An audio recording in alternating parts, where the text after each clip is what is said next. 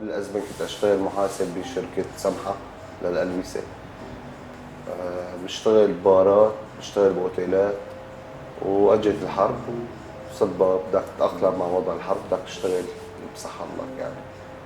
فبلشت بموضوع الأكل، المشروب، هالقصص. اشتغلت بمولدة أمبير، محاسب في مولدة أمبير، ضليت 3 سنين دوام 12 ل 13 ساعة ما باليوم. هو محاسب، مو بس محاسب يعني اشتغل كل شيء، أنا كنت يعني كان من السنة من المولدة والراتب بالأحرى، مو مغري، بس إنه ما في غير شيء.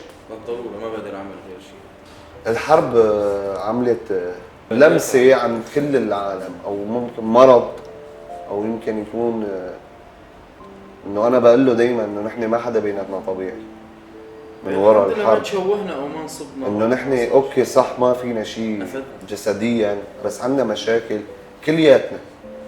كان أول تفجير سيارة كان لا. عند كنيسة الرمل.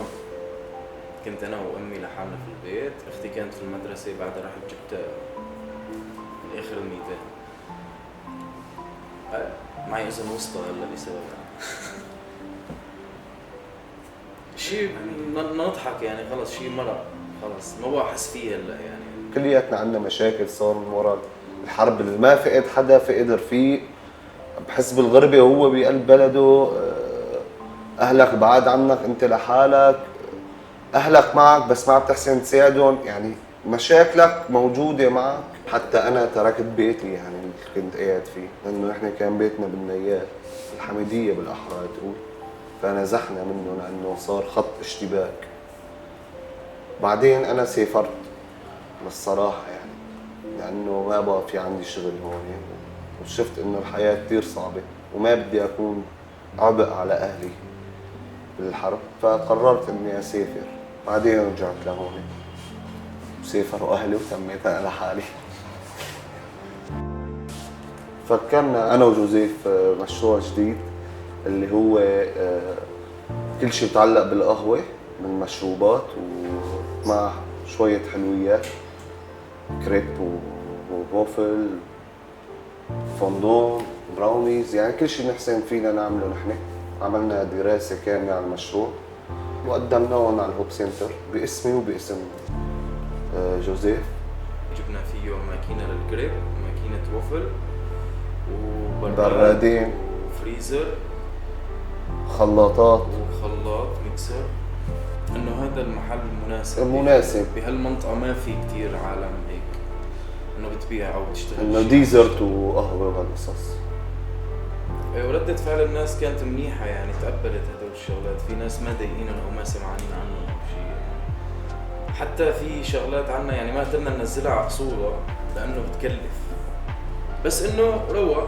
مبدئيا نبلش هالسنة سنتين، بعدين ممكن ننقل او نكبر او نعمل اي شيء ثاني. مشوار عم بلشه مع بعض، ان شاء الله بنكمله، ان شاء الله بنكبر. ما انه حرب خلصت يلا في شغل فتح البلد اجوا شركات، لا لسه عم نشتغل بالبقيان يعني، عم نحاول نعمل شيء. بده يكون مو عندك حلم، بده يكون عندك ايمان بحالك او ايمان بهالمحل، بهالمشروع انت عم تعمله، انه هو صح. شيء صعب نحن عم نعدي فيه هلا، بدك تطول، بدنا نطول بالنا، بدها صبر وبدها قوه. ايام انا بضعف زوزو بتفشني، شيء اخذت اول خطوه فيه وثاني خطوه وعم نشوف فيه لقدام تحسن. هذا اول مشروع مستقل يعني، واول مره لحالنا نحن بنكون دائما كنا عم نشتغل للعالم، فهي اول مره عم نشتغل وهي اول شيء بنواسي حالنا فيه ده يعني. بقول له خيو عم نتعب لنا مو لحدا تاني، يعني عم نعطي كل تعبنا، عم نعطي كل جهدنا، كل وقتنا، كل خبرتنا، كل ذوقنا لبين ما يطلع شيء صح. وهذا لازم يوصل يعني، بده وقت مع شعبنا، مع مجتمعنا، بس يعني بده يطول. متاكد انه بده يطول، بس انه بده نوصل اكيد. فرصه اجت هلا بس عم نستغلها يعني ان شاء الله.